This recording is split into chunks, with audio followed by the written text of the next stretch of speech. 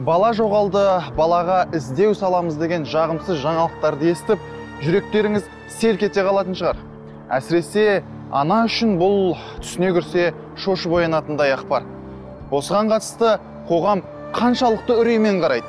Бұл біздің эксперимент.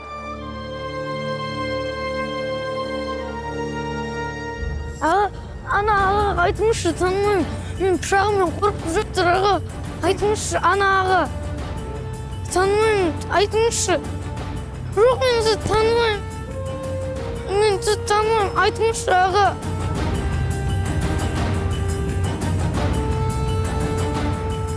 Көмектесіңізші, танымаймын.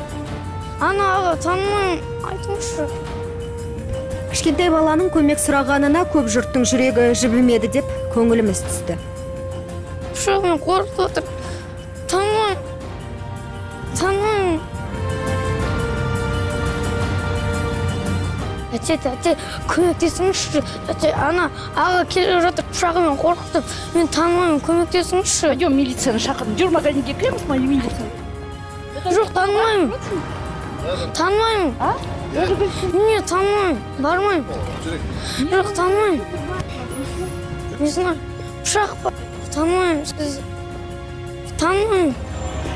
Аға, көмектесіңізші, ағам, танымаймын. Танымаймын деді ғой. Танымаймын. Танымаймын сізді. Пышағымен қорқытып отыр. Басқа жерге бет алған едік, ізіміз суымай кенеттен полиция қызметкерлері бізді қоршауға алды. Құрметті көрермендер, өздеріңіз байқағандай біздің тәртіп сақшылары өте жылдам әсер етті. Халықтың бір арасынан біреу қоңырау шалған болу керек.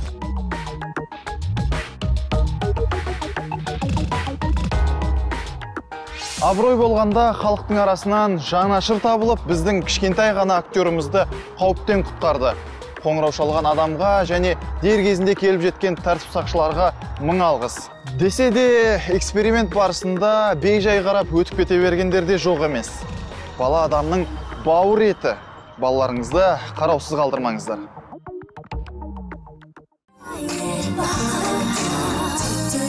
Do